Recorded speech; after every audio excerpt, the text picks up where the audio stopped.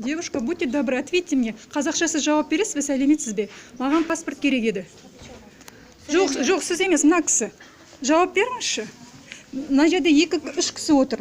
Жалғыз біреуі ғана қазақша сөйлейді. Неге олай? Айтыңызшы маған. Сонда мына қараңызшы, мына жерде қанша қазақ бар?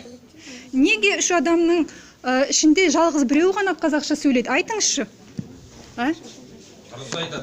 Жоқ, рас қой, мына қараңызшы, мына жерде қанша қазақ, мына көрейікші, мына қанша қазақ мына жерде, қанша қазақ отыр. Айтыңызшы маған, неге олай? Жоқ, айтыңызшы маған, неге олай? Мына жерде 90%, 80% кем дегенде қазақ отыр. Сіз бе бастығы?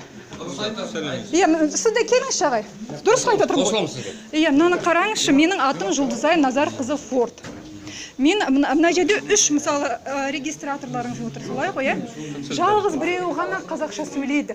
Ал мына келіп жатқан сіздердің клиенттеріңіздің 80% қазақ. Сонда мына қараңызшы, мына қызға қазақша сөйлейтін сіздердің жұмыскерлеріңізге кезек болып тұр. А мына екеуі отыр жаңағыдай, мынаған жіберіп, неге олай? Айтыңызшы маған. Апай, неге ол себеп болғаны, біз жұмысқа тек қана қазақ тілін алмаймыз, қазақ тілін білетін кісілерді ғана алмаймыз. Біз бәрін аламыз. Бізде ондай дискриминация деген жоқ қазақ. Ал енді дәл қазір бізді дискриминациялап тұр ғой. Дәп орыс тілі, қазақ тілі сияқты Қазақстан Республикасының екінші тілі болып саналады. Сізді көрсетіңізші неңізді, өтінемін. Өйткені мен бірнеше рет жазып ем, сіз жоқ, ашыңызшы мынаны. Мен ашық айтып жатыр, мен бұны жазамын да министерствода жіберем. Арман, мен тағы да не айтасыз, мен жазып алайын, өйткені құқығым бар.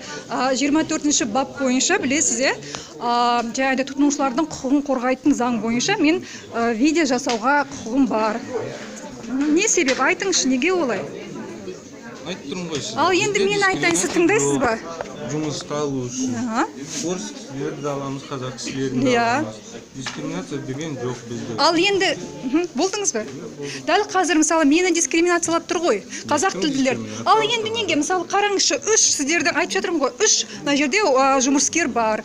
Жалғыз біреуі ғана қазақша сөйлеп тұр. Оған кезек тұр. Мен келген кезде мына 2 қызыңызда қазақ біреу, екіншісі орыс, қазақша өкінішке орай сөйлемейді. Неге? Сонда мына кісіге мен түсіндірейін, ары қарай бітірейін. Сәлеметсіз, тағы да проблема болып жатыр. Ана жол мен сізге 2 рет келіп жазып ем, өкінішке орай ештеңе де өзгермепті да. Мына 3 қыздарыңыздың, мына жерде қызметкерлеріңіз, жалғыз ғана бір қыздарыңыз қазақша сөйлейді, өкінішке орай. Сол үшін жаңа келіп екеуі бос реттеді да.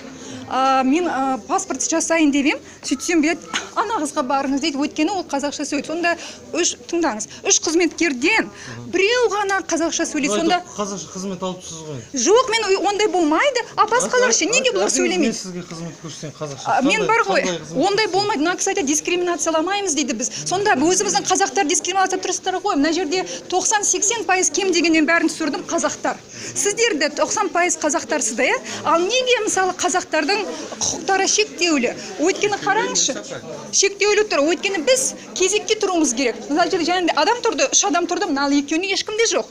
Сосын кейін мен бұларға айтсам, неге олай десем, мына қызметкерлеріңіз маған дөрекі сөйлегісі келдім. Ой, давай мынаны жазып алайық деп жатыр. Онда мен мысалы заңды алып келдім. Тағы да көрсетейін, сіздер заң бойынша әр қызметкер, анаған барыңыз демеу керек, сілтемеу керек. Әр қызметкер мемлекеттік тілде сөйлеу керек. Бізде жалғыз ғана мемлекеттік тіл бар. Білесіз бе сіз, Арман?